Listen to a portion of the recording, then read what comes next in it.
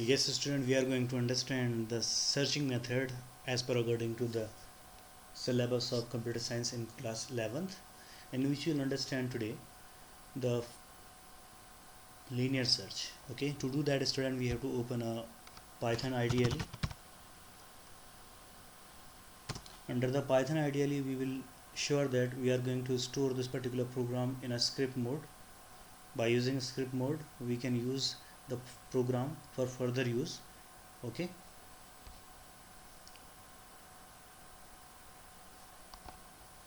So go to file and then after that new file. Okay, inside that I will put the comment a program for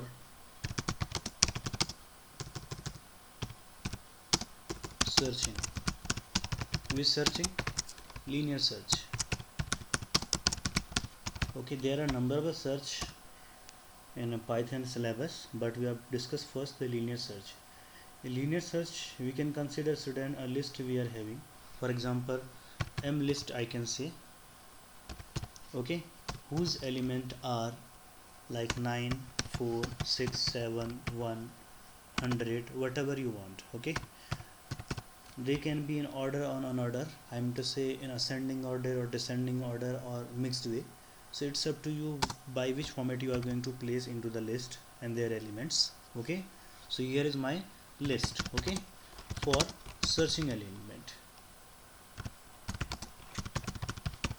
Okay, so what I am going to do now, after declaration of this particular list that is named as mlist, I will ask the user please enter a number for searching. Okay, so what I will do, I will say search value, okay, equals to, I know my elements are integer, so I will typecast an integer and I will say to user raw input.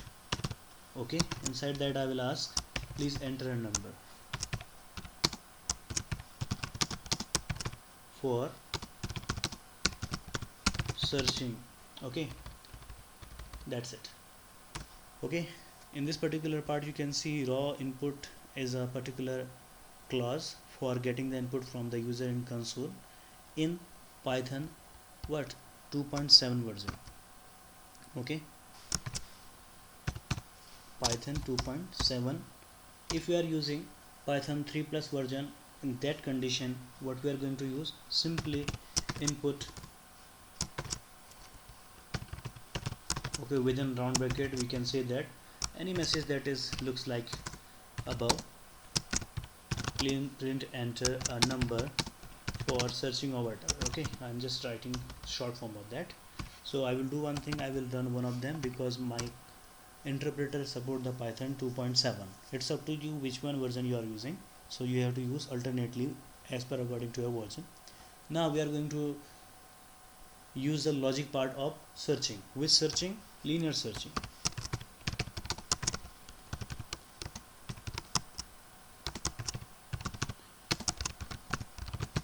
Why the name of the logic is linear searching? Because it search one by one, okay, element by given search element. I mean to say by rest of all element it will compare to each and every element of the M list. So first of all I will print what thing, loop, by loop this particular list. Okay, suppose that my loop variable is I, okay, and M list, so I can say that in range. Okay, what was the last method? Last method I am to say 0, it will always begin from 0 to len, when a len of M list. Okay, I know because it is runs till then n minus 1, so I don't need to mention here minus 1, because what will the length of the M list, the whole element whatever the number 1 2 3 4 5 6 7, 7 is the length of the M list, but loop will automatically runs till the 6 because it will consider as n minus 1. Okay, now I'm going to just ask, okay, this is known as traversing, as you remember in earlier video, this is known as traversing. Okay, or traversal we can say that, traversal of M list. Okay, that is also a list.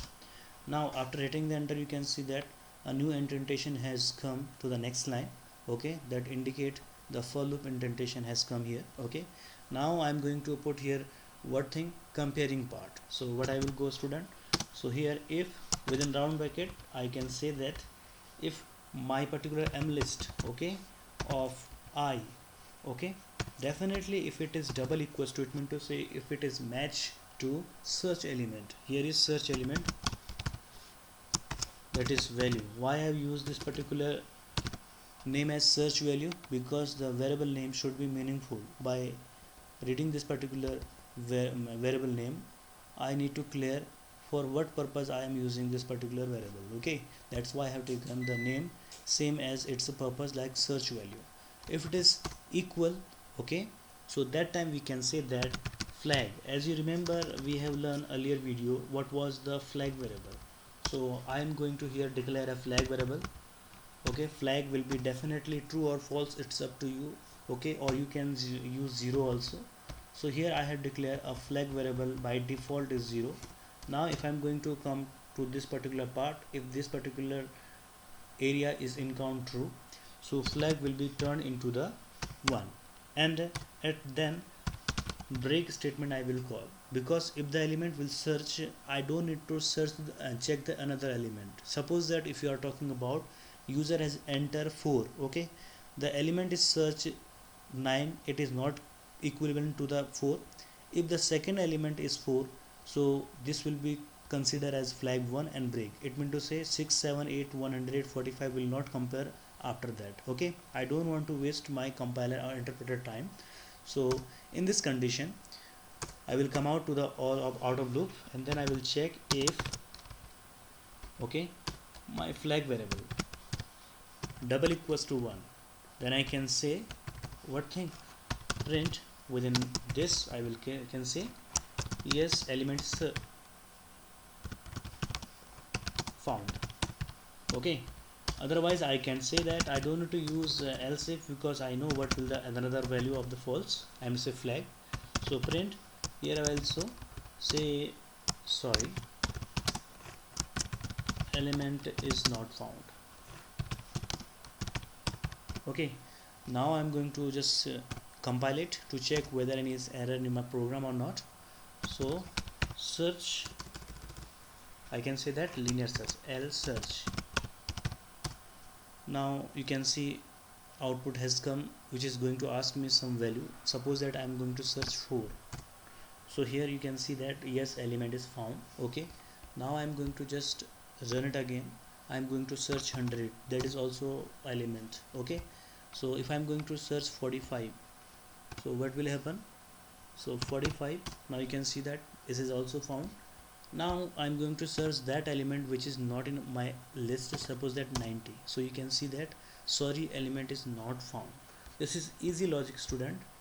Here again I'm going to just compare 89. Okay, so compare 89 is not in my list, so it will say sorry, element is not found. Okay, student.